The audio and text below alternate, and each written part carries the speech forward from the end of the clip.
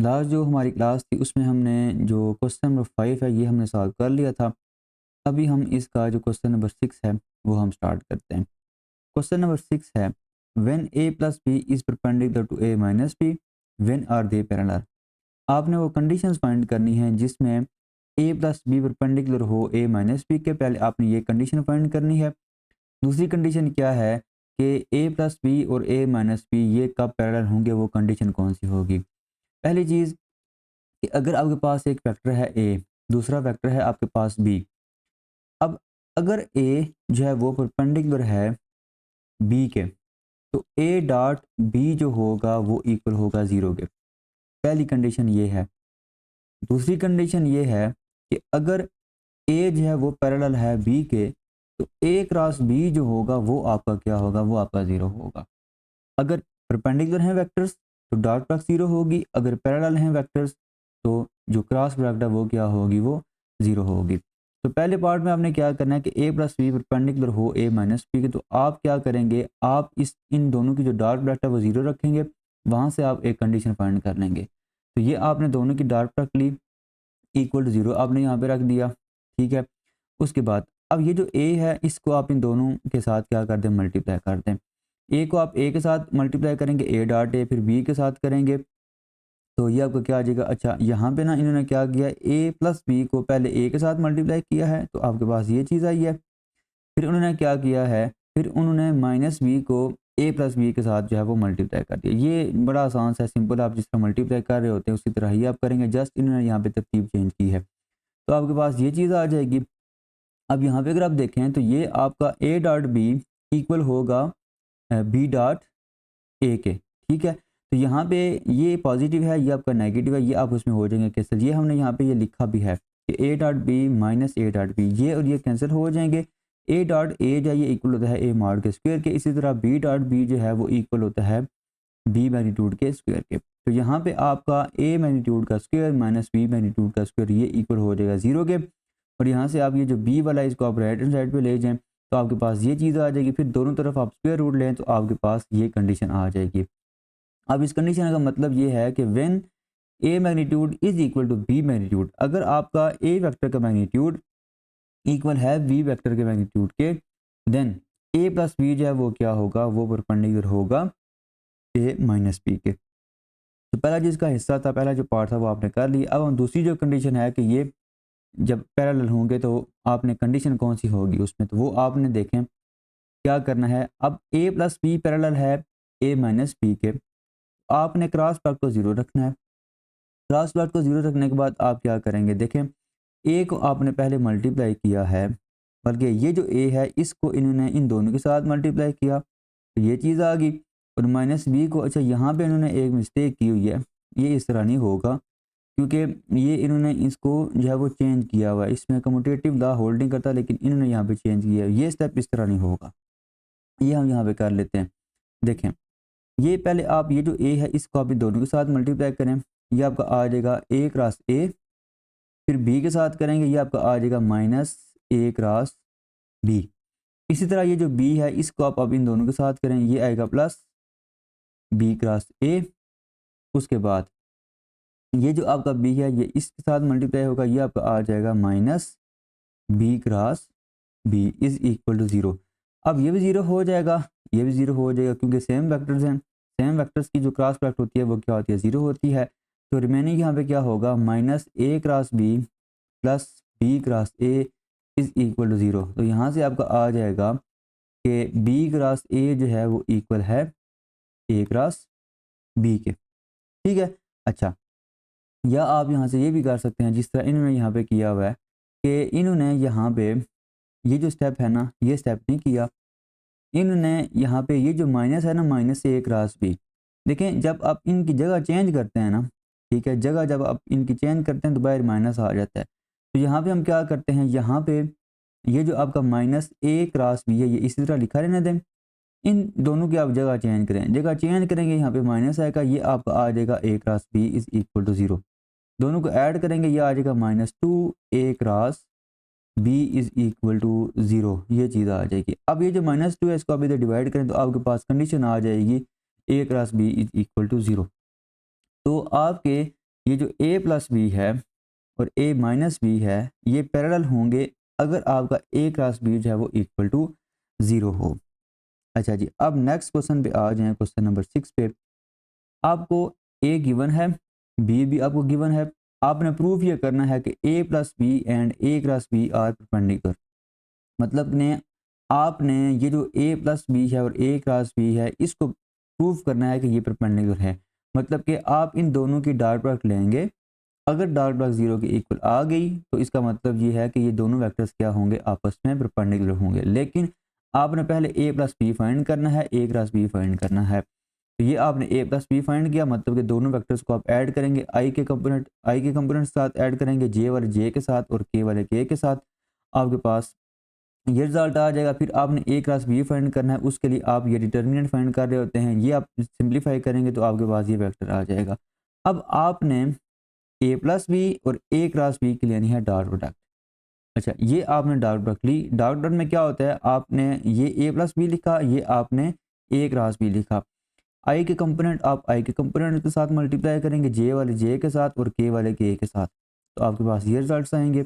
इनको आप सिंप्लीफाई करेंगे, ये आपके पास आ जाएगा 0। तो ये जो डॉट प्रोडक्ट थी इन वेक्टर्स की वो 0 आ गई है। इसका मतलब ये है कि a प्लस बी जो है वो क्या है, वो परपेंडिकुलर है a क्रॉस बी के। अच्छा, नेक्स्ट क्वेश्चन पे आ जाए, क्वेश्चन नंबर 7 पे।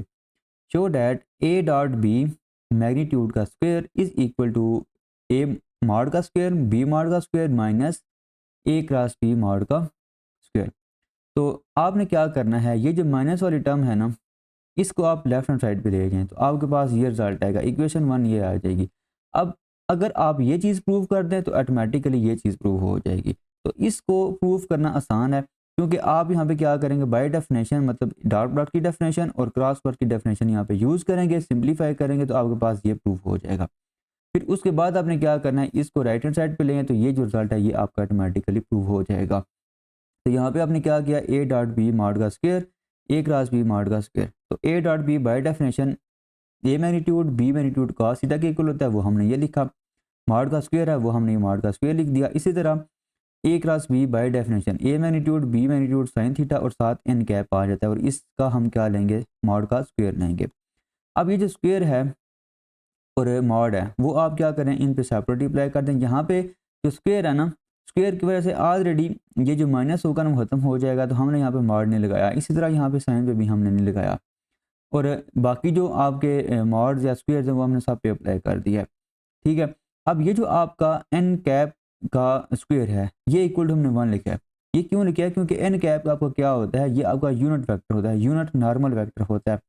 तो इसका जो बाय डेफिनेशन यूनिट वेक्टर जो है वो उसका मैग्नीट्यूड क्या होता है, 1 होता है। तो ये इक्वल टू 1 होगा, बाकी आपका ये रह जाएगा। अब इन दोनों में से आपने a मॉड का स्क्वायर b मॉड का स्क्वायर कॉमन लिया है, यहाँ पे आपका आ जाएगा cos स्क्वायर थीटा, यहाँ पे आपका आ जाएगा sin स्क्वायर थीटा। अब cos square theta plus sin square theta ये इक्वल टू 1 होता है, तो आपके पास ये रिजल्ट आ जाएगा। यहाँ से आप क्या करेंगे, इसको आप राइट हैंड साइड पे ले आएंगे, तो आपके पास रिक्वायर्ड जो रिजल्ट है वो ये प्रूव हो जाएगा। तो ये काफ़ी आसान क्वेश्चन है, जस्ट आपने थोड़ा ना 1-2 बार इसकी प्रैक्टिस करनी है, ये इंशाल्लाह हो जाएंगे। नेक्स्ट आप ये एग्जांपल देखें, सेम टू सेम जिस तरह अभी हमने ये किया है उसी तरह ही होगा। जस्ट यहाँ पे क्या है, जस्ट यहाँ पे आपका प्लस है। ठीक है, तो आप ये समझें कि ये आपका वही क्वेश्चन ही है। ठीक है, ये आपका वही क्वेश्चन है, जस्ट इन्होंने क्या किया, इन्होंने ऑलरेडी इसको ना राइट लेफ्ट हैंड साइड पे ऐड किया हुआ है। ये आपका सेम टू सेम वही क्वेश्चन है। अच्छा, यहाँ पे आ जाए, ये थोड़ा सा डिफरेंट है। देखें, करना आपने वही कुछ है, लेफ्ट हैंड साइड आपने ली, a डॉट बी की डेफिनेशन a क्रॉस बी की डेफिनेशन आपने ये लिखी, फिर वो जो मॉड के स्क्वायर थे वो आपने सेपरेटली अप्लाई किए, तो आपके पास यहाँ तक कॉमा लेने के बाद ये चीज़ आ जाएगी। अब देखें, आपने ये पढ़ा हुआ है कि साइन 2 थीटा जो है ना वो इक्वल होता है 2 साइन थीटा cos थीटा के इक्वल होता है, लेकिन आपका जो cos 2 थीटा है ये इक्वल होता है cos square theta minus sine square theta के। तो यहाँ पे आपका cos square theta minus sine square theta है, ये किसके इक्वल होगा, ये आपका cos 2 थीटा के इक्वल होगा। ये इन्होंने गलत लिखा हुआ है, यहाँ पे आपका प्लस नहीं आता। ठीक है, तो आपका cos square theta minus sine square theta ये इक्वल होता है cos 2 थीटा के। एक और चीज़ आपने ध्यान में रखनी है कि cos वाली जो टर्म है वो पहले लिखी जाती है, साइन वाले टर्म के साथ क्या आता है, माइनस आता है। ये टोटली उन्होंने गलत लिखा हुआ है। ठीक है, तो आपका ये जो रिजल्ट है ये यहाँ पे प्रूव हो जाएगा। अब आ जाएँ क्वेश्चन नंबर 9 पे। अच्छा, क्वेश्चन नंबर 9 ये थोड़ा सा डिफरेंट है और ये इंपॉर्टेंट भी है। If A dash and B dash are vector components of vector A and B respectively on a plane perpendicular to a vector C। देखें आपके पास A डैश और B डैश जो हैं ये क्या हैं, vector components of A and B हैं। A और B के ये वेक्टर कंपोनेंट्स हैं, A डैश और B डैश। ठीक है, अब हमने क्या करना है, हमने प्रूव करना है कि A cross C and A dash cross C ये आपस में इक्वल है। सी इसमें क्या है, सी जो है अगर आपका ना ये वेक्टर आपका ए है, ठीक है, ये फर्स्ट करें एक प्लेन है, ठीक है, इसमें ये ए वेक्टर है, ये दूसरा जो है ये आपका बी वेक्टर है। इन दोनों वेक्टर्स के परपेंडिकुलर एक वेक्टर होगा सी। ठीक है, ये आपका ना यहाँ पे बाय डेफिनेशन या जो गिवन कंडीशन है उसमें ये है कि आपका ए क्रॉस बी, ए जो ए बी है ये एक प्लेन में है और सी जो है ये इन दोनों के क्या होगा, वो परपेंडिकुलर होगा।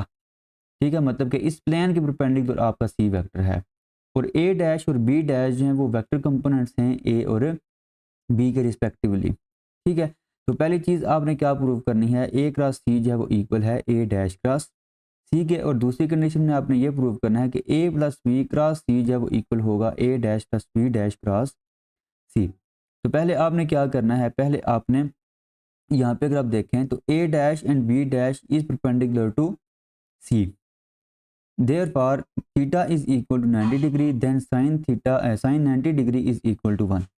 हमने ये कैसे लिखा, देखें आपका a डैश जो है, a डैश आपका वेक्टर कंपोनेंट है a का, तो वो जो आपका a डैश होगा वो भी तो इस प्लेन में ही होगा। इसी तरह आपको जो b डैश होगा वो भी इसी प्लेन के अंदर ही होगा और इस प्लेन के अंदर जितने भी वेक्टर्स होंगे उन सब के परपेंडिकुलर जो है आपका वेक्टर c होगा। ठीक है, तो आपका ए डैश जो है वो परपेंडिकुलर होगा सी के और बी डैश भी जो है वो भी परपेंडिकुलर होगा सी के। तो थीटा जो होगा वो क्या होगा, वो फिर 90 डिग्री होगा। तो यहाँ पे अगर आप देखें तो ए डैश क्रॉस सी जो है वो इक्वल होगा A dash magnitude C magnitude sine 90 degree, मतलब थीटा जो है वो क्या, वो 90 डिग्री, यहाँ पे क्या आ जाएगा 90 डिग्री और साथ आपका क्या आ जाएगा एन गैप आ जाएगा इज इक्वल टू साइन 90 जब 1 के इक्वल होता है तो ओवरऑल आपका ए डैश क्रॉस सी जो है वो इक्वल होगा ए डैश का मैग्नीट्यूड सी का मैग्नीट्यूड और एन कैप। सिमिलरली आपने ये इक्वेशन 2 भी लिखी है, मतलब कि बी डैश क्रॉस सी जब इक्वल होगा बी डैश मैग्नीट्यूड सी मैग्नीट्यूड और एन कैप। अब हमने ये प्रूव करना है। ठीक है, तो आप लेफ्ट हैंड साइड इसकी लें, लेफ्ट हैंड साइड अगर आप इसकी लें तो ये क्या होगा, A cross C is equal to, आप इस पर डेफिनेशन यूज़ करें, A cross C is equal to A magnitude C magnitude sine theta और एन कैप। अब यहाँ से अगर आप ए मैग्नीट्यूड और साइन थीटा इसको अगर आप सेपरेट करें और सी मैग्नीट्यूड और एन गैप को आप यहाँ पे सेपरेट कर दें। अब आपको पता है कि ए डैश है वो कंपोनेंट है ए का, तो ए डैश का जो मैग्नीट्यूड होगा वो इक्वल होगा ए मैग्नीट्यूड साइन थीटा के। ये हम कंपोनेंट की डेफिनेशन हम यहाँ पे यूज़ कर रहे हैं। तो ये जो आपका लिखा हुआ ना ए मैग्नीट्यूड साइन थीटा, ये किसके इक्वल आ जाएगा, ये आपका आ जाएगा ए डैश मैग्नीट्यूड के इक्वल आ जाएगा और ये जो आपका लिखा हुआ ये एज इट इज़ यहाँ पे आ जाएगा। अब यहाँ पे अगर आप इक्वेशन 1 को यूज़ करें, इक्वेशन 1 में क्या था कि ए डैश क्रॉस सी जब इक्वल होता है ए डैश का मैग्नीट्यूड सी का मैग्नीट्यूड और एन गैप, तो ये जो आपका लिखा हुआ है ये किसके इक्वल आ जाएगा, ए डैश क्रॉस सी के इक्वल आ जाएगा। तो ये पहला जो रिजल्ट है वो आपका यहाँ पे प्रूव हो जाएगा। अब हमने दूसरा जो रिजल्ट है वो हमने प्रूव करना है। दूसरा रिजल्ट आपके पास है A plus B cross C is equal to A dash plus B dash cross C. तो लेफ्ट हैंड साइड से हम स्टार्ट करते हैं। तो आप पहले क्या करेंगे, देखें ए प्लस बी यहाँ पे लिखा हुआ, इसको आप बारी बारी सी के साथ मल्टीप्लाई करेंगे तो आपके पास ये चीज़ आएगी। इन दोनों पे आप सेपरेटली क्या करेंगे, डेफिनेशन यूज़ करेंगे क्रॉस प्रोडक्ट की, तो आपके पास ये रिजल्ट आ जाएगा। अब इसमें अगर आप देखें तो आपने क्या करना है, ए मैग्नीट्यूड साइन थीटा को सेपरेट कर देना है, यहाँ पे आपने बी मैग्नीट्यूड साइन थीटा को सेपरेट कर देना है। अब ए डैश जो है वो क्या है, वो कंपोनेंट है ए का, तो ए डैश का जो मैग्नीट्यूड है वो इक्वल होगा ए मैग्नीट्यूड साइन थीटा और बी डैश जो है वो कंपोनेंट है बी का, तो बी डैश का जो मैग्नीट्यूड है वो इक्वल होगा बी मैग्नीट्यूड साइन थीटा के। तो ये दो चीज़ें हम यहाँ पे यूज़ करेंगे तो आपके पास ये रिजल्ट आएगा। अब यहाँ पे हम क्या करेंगे, यहाँ पे हम पहली और दूसरी जो आपने इक्वेशन यहाँ पे बनाई हुई थी ये वाली, ये दो हम यूज़ करेंगे तो आपके पास ये चीज़ आ जाएगी। ठीक है, और यही अच्छा, इसके बाद आपने क्या किया है, इसके बाद आपने यहाँ पे अगेन डिस्ट्रीब्यूटिव लॉ यूज़ किया, मतलब कि आपने कॉमन लिया सी को, वो आपने ये बाहर लिख दिया, तो आपके पास ये जो रिक्वायर्ड रिजल्ट था वो यहाँ पे प्रूफ हो जाएगा। अच्छा, अब नेक्स्ट आ जाएँ क्वेश्चन नंबर 10 पे। यहाँ पे देखें, इसका पहला पार्ट है कि A plus B cross C जो है वो इक्वल है A cross C plus B cross C के। तो अभी हमने ऊपर जो रिजल्ट यूज़ किया है उसी की जनरलाइज फॉर्म जो है वो हम यहाँ पे प्रूव करेंगे। अब हमने यहाँ पे लेट कर लिया है कि ए जो है वो इक्वल है A1i A2j प्लस A3 के। सिमिलरली हमने बी और सी भी यहाँ पे लेट कर लिया है। अब देखिए, आपने लेफ्ट हैंड साइड पे ए प्लस बी की आपने क्रॉस प्रोडक्ट लेनी है सी के साथ। तो पहले आप ए प्लस बी फाइंड कर लें। ए प्लस बी फाइंड करने के लिए आई के जो कंपोनेंट्स है वो आप यहाँ पे आई के कंपोनेंट्स पर ऐड करेंगे, जे के कंपोनेंट्स भी ऐड करेंगे और के जो कंपोनेंट्स हैं वो भी आप ऐड करेंगे। तो आपके पास ये रिजल्ट आ जाएगा। अब एक वेक्टर आपका ये है, दूसरा वेक्टर आपका ये है। अब इन दोनों की आपने लेनी है क्रॉस प्रोडक्ट। तो बाय डेफिनेशन आप ये डिटर्मिनेंट फाइंड करेंगे। अच्छा, अब यहाँ पे डिटर्मिनेंट का हम रिजल्ट यहाँ पे एक यूज़ करेंगे। वो क्या होता है कि अगर यहाँ पे ये प्लस लिखा हुआ है तीनों टर्म्स में, तो आप यहाँ पे दरमियान में प्लस लिखें और आप डिटर्मिनेंट्स को डिवाइड कर दें दो पार्ट्स में। ठीक है, तो अब ये एक्चुअल में यहाँ पे लिखा भी है कि हमने डिटर्मिनेंट की जो प्रॉपर्टी है वो हमने यहाँ पे यूज़ की है। तो A1 वाला जो होगा या A1 A2 A3 वो हम यहाँ पे लिखेंगे और B वाले हम यहाँ पे लिख देंगे। अब ये जो आपका लिखा हुआ है इसको अगर आप देखें तो ये आपकी A क्रॉस C की डेफिनेशन लिखी हुई है और ये जो आपका लिखा हुआ है ये आपका B क्रॉस C की डेफिनेशन यहाँ पे लिखी हुई है। अच्छा, इसी तरह अब ये जो दूसरा पार्ट है वो भी आपने प्रूव करना है, ये आपने खुद करना है, सेम उसी पैटर्न पे होगा। अच्छा, अब आ जाएँ इसका जो क्वेश्चन नंबर 11 है। इसमें अगर आप देखें तो आपने प्रूव क्या करना है, आपने प्रूव करना है A cross B plus c plus B cross C plus A plus C cross A plus B is equal to 0। ये आपने इक्वल टू 0 प्रूव करना है। तो हम यहाँ पे लेफ्ट हैंड साइड से स्टार्ट करेंगे। तो पहले आपने क्या करना है, पहले आपने इस A को इन दोनों के साथ मल्टीप्लाई करना है, तो आपके पास ये चीज़ आ जाएगी। इस बी को आपने दोनों के साथ मल्टीप्लाई करना है, ये दो टर्म्स आ जाएंगी। और ये जो सी है आपका, इसको आपने दोनों के साथ मल्टीप्लाई करना है, तो आपके पास ये जो है वो रिजल्ट आ जाएगा। ये बहुत आसान क्वेश्चन है। अब देखिए, आपने इक्वल टू 0 प्रूव करना है। अब ये आपका लिखा हुआ है A plus B, sorry A cross B आपका लिखा हुआ है। और दूसरी जो चीज़ है आपकी नेगेटिव वाली ये लिखी हुई है, तो ये जो होगा ये आपका इसके साथ। अच्छा, एक स्टेप हमने यहाँ पे स्किप किया है, वो हमने क्या किया है देखें, आपको यहाँ पे ए क्रॉस बी दिया हुआ है, ठीक है, और यहाँ पे आपका बी क्रॉस ए दिया हुआ है। जब आप इनकी जगह चेंज करेंगे, मतलब कि ए क्रॉस बी लिखेंगे, तो बाहर क्या आ जाएगा, माइनस। तो आपके पास ये चीज़ आएगी। अब ये और ये आपका कैंसिल होगा। सिमिलरली ये आपका ए क्रॉस सी दिया हुआ है, ये आपका सी क्रॉस ए दिया हुआ है। तो जब आप इसको ए क्रॉस सी लिखेंगे तो वो क्या आ जाएगा, यहाँ पे माइनस आ जाएगा। फिर आपका ये और ये भी कैंसिल होगा। सिमिलरली आपका यहाँ पे सी क्रॉस बी है, इसको आप बी क्रॉस सी लिखेंगे तो आपका ये और ये भी कैंसिल हो जाएगा। ये सारे कैंसिल हो जाएंगे, आंसर क्या आ जाएगा, इक्वल टू 0 आ जाएगा। अच्छा जी, क्वेश्चन नंबर 12 के पहले पार्ट, ये इंपॉर्टेंट है क्वेश्चन, ये क्वेश्चन आपका इंपॉर्टेंट है।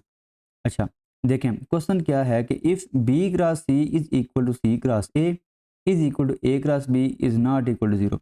आपका B cross C cross A और ए क्रॉस बी तीनों आपस में इक्वल हैं और तीनों नॉट इक्वल टू 0 हैं। आपने प्रूव करना है कि ए प्लस बी प्लस सी जो है वो इक्वल टू 0 होगा। ये चीज़ आपने प्रूव करनी है। ये अब यहाँ पे ना आपने करना क्या है, देखें आपको गिवन है कि बी क्रॉस सी इक्वल है सी क्रॉस ए के, तो बी क्रॉस सी इक्वल है सी क्रॉस ए के, ये आपने लिखा। अब यहाँ पे इस क्वेश्चन करने के दो तरीके हैं, ठीक है। या तो आप बी क्रॉस सी को इससे स्टार्ट लें, मतलब कि B cross C is equal to A cross B भी लिख सकते हैं। इसी तरह सी क्रॉस ए को आप ए क्रॉस बी भी लिख सकते हैं, वहाँ से भी आप इसको स्टार्ट कर सकते हैं, ठीक है। हमने यहाँ पे क्या किया है, हमने यहाँ पे पहले दो टर्म्स को यहाँ पे लिखा है। अब यहाँ पे ना अगर आप देखें तो लेफ्ट हैंड साइड पे आपका बी क्रॉस सी है, राइट हैंड साइड पे आपका सी क्रॉस ए है, दोनों में कॉमन आपका सी है। जो चीज़ कॉमन होगी ना उसको आपने यहाँ पे क्रॉस प्रोडक्ट में यहाँ पे माइनस कर देना है। देखें सी क्रॉस सी जो है वो इक्वल टू 0 होता है। आप यहाँ पे माइनस लिखें या प्लस लिखें वो आपकी अपनी मर्जी है, ये है ही इक्वल टू 0, तो हम इसको यहाँ पे लिख सकते हैं। तो आपके पास ये चीज़ आएगी, ठीक है। इसके बाद आपने क्या किया है, इसके बाद आपने देखें आपने यहाँ पे लगाना है डिस्ट्रीब्यूटिव लॉ। डिस्ट्रीब्यूटिव लॉ लगाने के लिए आपका जो सी है वो एक तरफ ही होना चाहिए और उसके बाद आपने कैंसिलेशन लॉ भी लगाना है।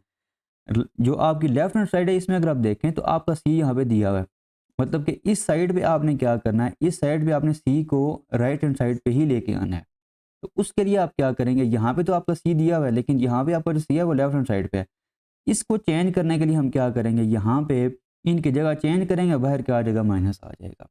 ठीक है, तो आपके पास ये चीज़ बनेगी। अब इसमें आपका ये सी और ये सी जो है आप कॉमन ले सकते हैं। ठीक है, तो आपके पास ये रिजल्ट आ जाएगा। इसके बाद बाई कैंसिलेशन ला, ये सी और ये सी कैंसिल हो जाएंगे। आपका ये आ जाएगा B is equal to minus A. ये दोनों नेगेटिव है, दूसरी तरफ जाएंगे तो पॉजिटिव हो जाएंगे। तो आपका ये जो रिजल्ट है वो प्रूव हो जाएगा। क्वेश्चन नंबर जो 12 है इसके दूसरे पार्ट पे आ जाएं।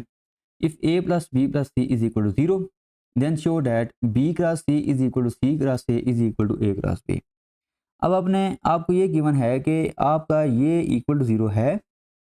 आपने ये प्रूव करना है कि A cross C, B cross C cross A और ए क्रॉस बी ये तीनों आपस में क्या होंगे, इक्वल होंगे। तो देखें यहाँ से आपने, अब आपको गिवन कंडीशन ये है। ठीक है, तो पहले स्टेप में आप क्या करें कि ये आपको गिवन है, ये आपने प्रूव करना है। अच्छा, अब देखें यहाँ से आप किसी एक बी वेक्टर की वैल्यू निकाल लें। हमने यहाँ से बी की वैल्यू निकाली, वो आपके पास ये आ गई। फिर आपने क्या किया, फिर आपने दोनों तरफ क्रॉस प्रोडक्ट ले ली सी के साथ। ठीक है, तो आपके पास ये रिजल्ट आ जाएगा। इसके बाद आपने इस सी को दोनों के साथ मल्टीप्लाई किया तो ये चीज़ आ गई है। अब सी क्रॉस सी क्या होगा, ये आपका होगा इक्वल टू 0। ठीक है, क्योंकि दोनों वेक्टर सेम है और क्रॉस प्रोडक्ट है, ये इक्वल टू 0 होगा। तो आपके पास ये चीज़ आ जाएगी। इसके बाद आपने क्या किया, इसको नाम दे दिया 1 का। ठीक है, 1 का नाम देने के बाद जो आपने वैल्यू पहले फाइंड की हुई थी ना बी की, और आपने क्रॉस प्रोडक्ट ली थी सी के साथ। अब आपने क्या करना है, अब आपने बी की वैल्यू निकालनी है उसी तरह, लेकिन अब आपने सी के साथ तो लिया हुआ है, अब आप ए के साथ क्रॉस प्रोडक्ट लें। ए के साथ जब लेंगे तो आपके पास ये चीज़ आएगी। अच्छा, इसके बाद आपने क्या किया कि इस ए को आपने दोनों के साथ मल्टीप्लाई किया, ये चीज़ आ गई। अब ये जो ए क्रॉस ए है ये आपका होगा 0। ये जब 0 होगा तो आपके पास ये रिजल्ट आ जाएगा। तो अब इक्वेशन 1 और इक्वेशन 2 को आप देखें, इनको अब आपने कंपेयर करना है। देखें, ये है आपका सी क्रॉस ए, ये भी है आपका सी क्रॉस ए। इसका क्या मतलब है कि अगर आपका बी क्रॉस सी इक्वल है सी क्रॉस ए के, लेकिन यहाँ पे इक्वेशन 2 से सी क्रॉस ए इक्वल है ए क्रॉस बी के, तो आप लिख सकते हैं कि बी क्रॉस सी अगर इक्वल है सी क्रॉस ए के, यूजिंग इक्वेशन 2 आप सी क्रॉस ए को लिख सकते हैं कि ये ए क्रॉस बी के इक्वल है। तो यही रिजल्ट आपने इसमें प्रूव करना था। अच्छा, नेक्स्ट आ जाएं क्वेश्चन नंबर 13 पे। क्वेश्चन नंबर 13 है ए डॉट बी अगर इक्वल है ए डॉट सी के, या दूसरा जो है ए क्रॉस बी अगर इक्वल है ए क्रॉस सी के, where A is a non zero arbitrary vector, then show that in either case B जो है वो इक्वल होगा सी के। देखें, आपने प्रूव ये करना है कि अगर ए डॉट बी इक्वल है ए डॉट सी के, तो बी जो होगा वो इक्वल होगा सी के। और इसी तरह दूसरे पार्ट में आपने क्या करना है कि अगर ए क्रॉस बी इक्वल है ए क्रॉस सी के, तो आपने प्रूव करना है कि बी जो है वो इक्वल है सी के। सिंपल यहाँ पे कैंसिलेशन लॉ ही यूज़ हो रहा है, वही चीज़ हमने यहाँ पे प्रूव करनी है। तो देखें, गिवन डैट आपको ये गिवन है कि ए डॉट बी, अभी हम पहला पार्ट कर रहे हैं कि ए डॉट बी जो है वो इक्वल है ए डॉट सी के। तो हमने प्रूव करना है कि बी जो है वो इक्वल है सी के फ्रॉम 1। देखें, A dot B is equal to A dot C, ये गिवन है। यहाँ से आपने क्या किया, इसको लेफ्ट हैंड साइड पे ले गया, आपके पास ये चीज़ आ गई। अब डिस्ट्रीब्यूटिव लॉ अगर आप लगाएं तो ए डॉट जो है वो मतलब कि ए आपको कॉमन आ जाएगा, यहाँ पे डॉट आएगा, साथ यहाँ पे रिमेनिंग क्या होगा, बी माइनस सी। अब आपको पता है कि बी जो है, जो ए आपका वेक्टर है ये नॉट इक्वल टू 0 है। अगर ए आपका नॉट इक्वल टू 0 है, देखिए अगर ये 0 हो तो फिर तो ये सवाल ही नहीं बनता ना। ये आपका नॉन ज़ीरो वेक्टर है ए। अगर ए आपका नॉन ज़ीरो वेक्टर है तो लाजमी सी बात है कि बी माइनस सी जो होगा वो आपका 0 होगा। अगर ये 0 है तो यहाँ से आपका प्रूफ हो जाएगा कि बी जो है वो इक्वल टू सी है। अब इसी तरह हम इसका जो दूसरा पार्ट है वो भी करेंगे। वो क्या है कि ए क्रॉस बी अगर इक्वल है ए क्रॉस सी के, तो हमें प्रूव करना है बी जो है वो इक्वल है सी के। तो यहाँ पे हमने क्या किया है, ये जो आपको गिवन कंडीशन है वो आपने ये लिखी। ये जो आपका ए क्रॉस सी लिखा हो तो इसको आप लेफ्ट हैंड साइड पे ले गए, डिस्ट्रीब्यूटिव लॉ आपने लगाया, आपके पास ये चीज़ आ गई। अब ए जो है वो नॉट इक्वल टू 0 है, तो इसका मतलब ये कि B minus C equal to 0 होगा। अगर B minus C equal to 0 इसका मतलब ये है कि बी जो है वो इक्वल है सी के। तो ये क्वेश्चन भी आपका हो जाएगा। अच्छा, अब नेक्स्ट जो आपका क्वेश्चन नंबर 14 है वो क्या है कि आपको एक वेक्टर ए दिया हुआ है, बी भी दिया हुआ है और सी भी दिया हुआ है। आपने प्रूव करना है कि ये जो तीनों वेक्टर्स हैं वो कोलिनियर हैं। ठीक है, अगर तीनों वेक्टर्स कोलिनियर हैं तो आपने क्या करना है, देखें आपने कल शायद हमने क्लास में ये जो रिजल्ट है वो प्रूव किया था कि अगर तीनों वेक्टर्स कोलिनियर हैं तो ये जो कंडीशन है ये कंडीशन होल्ड करेगी, ये कंडीशन आपकी होल्ड करेगी। तो अब आपने क्या करना है, आपने यहाँ पे ए क्रॉस बी फाइंड करना है, बी क्रॉस सी फाइंड करना है, सी क्रॉस ए फाइंड करना है। तीनों को आप जमा करेंगे, आंसर अगर जीरो के इक्वल आ गया इसका मतलब ये है कि आपके ये तीनों जो वेक्टर्स हैं वो क्या हैं, वो आपके कोलिनियर हैं। कोलिनियर का मतलब ये होता है कि तीनों वेक्टर्स एक ही लाइन में होंगे। ठीक है, तो दोबारा सुन लें, ये आपको ना ये एक रिजल्ट है, मतलब कि अगर आपने, या आप ये समझ लें कि ये एक फार्मूला है, अगर आपने तीन वेक्टर्स को कोलिनियर प्रूव करना हो तो आप ये कंडीशन प्रूव करते हैं। ठीक है, ये वाली, मतलब कि आपने क्या करना है, ए क्रॉस बी फाइंड करना है, फिर बी क्रॉस सी फाइंड करना है, फिर सी क्रॉस ए फाइंड करना है। तीनों को अगर आप ऐड करें उसका आंसर जो है वो अगर जीरो के इक्वल आ रहा है इसका मतलब ये है कि तीनों वेक्टर्स आपके कोलिनियर हैं। तो ये आपने ए क्रॉस बी फाइंड किया, ये अब मैं डिटेल में नहीं बता रहा, ये आपको आना चाहिए। ये आप सिंपल क्या करेंगे, जो डिटर्मिनेंट है वो आप ओपन करेंगे, फिर आपने क्या किया, बी क्रॉस सी फाइंड किया, फिर सी क्रॉस ए फाइंड किया, तीनों रिजल्ट्स आपके पास आ गए, फिर तीनों को आप ऐड करेंगे। ठीक है, यहाँ पे लिखा हुआ है एडिंग 1 2 3, तीनों को आप ऐड करेंगे तो आपका जो आंसर होगा वो क्या हो जाएगा। यहाँ पे शायद मुझे कुछ मिस्टेक्स लग रही हैं, कैलकुलेशन में मैंने मिस्टेक की हुई है। बहरहाल ये आपने देखना है, क्वेश्चन कैलकुलेशन की ही मिस्टेक होगी, मेथड यही होगा।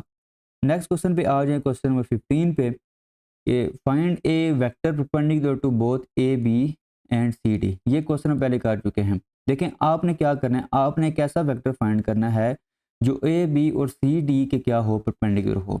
मतलब कि देखें अगर आपके पास एक वेक्टर है ए, ठीक है, फर्ज करें वो ये है वेक्टर, दूसरा वेक्टर है आपके पास बी। ठीक है, अब आपने ए और बी के परपेंडिकुलर अगर एक वेक्टर फाइंड करना है तो आप क्या करेंगे, आप ए क्रॉस बी फाइंड करेंगे, और ए क्रॉस बी जो होगा वो ए और बी दोनों के क्या होगा, परपेंडिकुलर होगा। तो यहाँ पे आपके पास जो ए और बी हैं वो आपके पास ए बी ये वेक्टर है, दूसरा आपका जो वेक्टर है वो सी डी है। ठीक है, तो पहले आप क्या करेंगे, A B C D find करेंगे, ये हमने ए बी और सी डी फाइंड किया। इसके बाद आपने क्या करना है, एक ऐसा वेक्टर फाइंड करना है जो इन दोनों के परपेंडिकुलर हो, मतलब कि आप A B cross C D find करेंगे, वो आपने ये फाइंड किया, और यही वेक्टर जो है वो क्या होगा, वो आपका जो ए बी है और सी डी है उसके परपेंडिकुलर होगा। अच्छा, नेक्स्ट आ जाए जी, find the area of triangle whose vertices are A B and C.